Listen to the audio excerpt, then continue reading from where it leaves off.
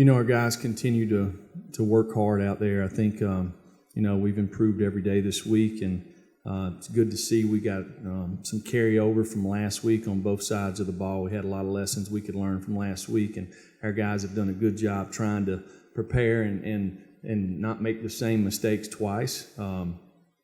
We've got a lot of guys that are playing really good ball. We've got to be more consistent on both sides of the ball, and then we got to kind of raise our level of play on Saturday. So got a great opportunity this Saturday, playing a really good team that's very well coached. So we're looking forward to it. Wes and then David. Jeremy, what's the the latest on Jawan and Ty Chandler? How are they feeling, and are they ready for? Will they be available Saturday? And what have you seen from Banks and Carlin kind of this week in practice at running back? Well, it's that time of year. Everybody has a lot of guys that are kind of banged up, and we've got our share. So our medical staff's doing a good job getting the guys healthy, getting them back out there.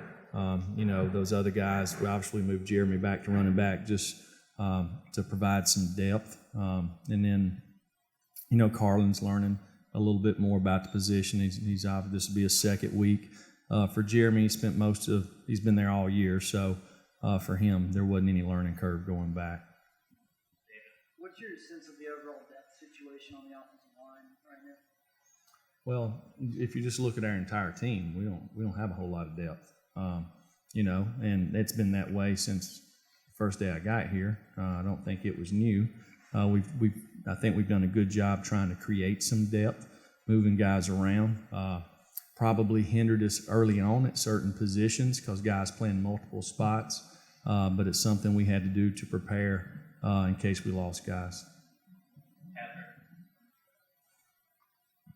Jeremy, it looked like JT Schrott was the third quarterback help travel the other night. I guess he was working with the scout team earlier in the season. Kind of what went into the decision, I guess, to maybe elevate him to number 3, and kind of how has he progressed over the course of this season?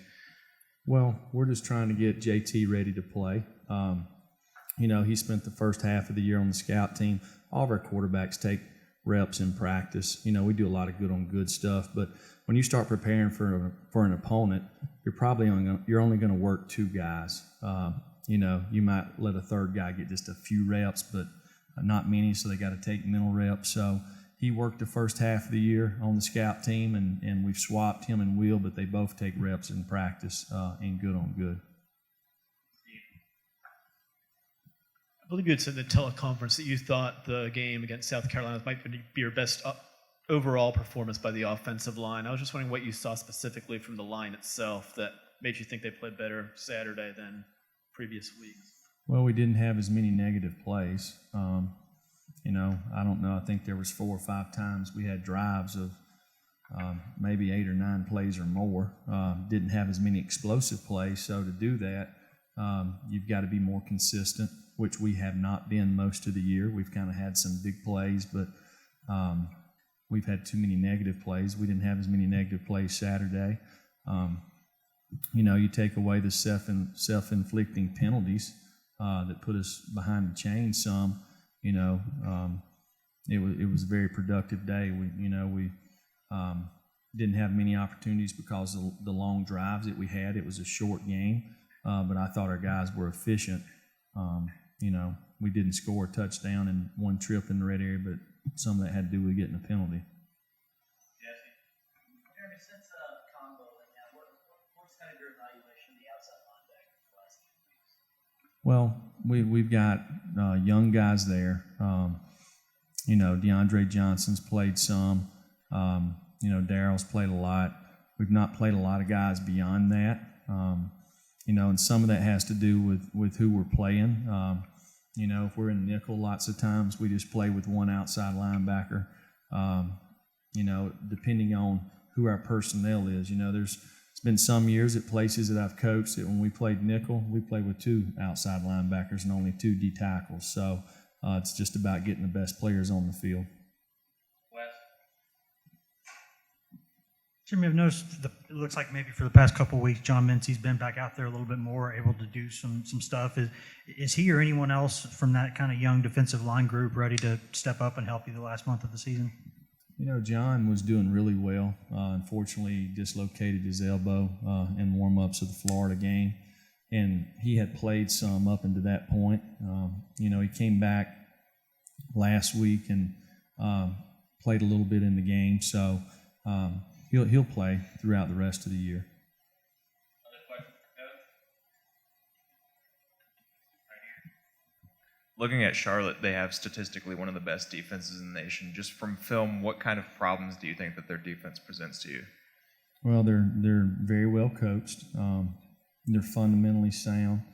They create turnovers. They give you different looks. Very very multiple. They don't allow you to run the football, and they eliminate explosive plays. So, if you eliminate explosive plays, make the other team earn it, get off the field on third down and get turnovers, you got a chance to have a good defense. When they get ready, you hold people to field goals, and they've done a good job of that. Jeremy, you've dealt with these non-conference games in November. I guess after you've had a run of SEC games like this, do you have to spend much time this week kind of guarding against players, maybe looking at this as a breather from SEC play almost, or how much do you have to do that to kind of help them focus on a game like this? Well, if somebody's looking at it that way,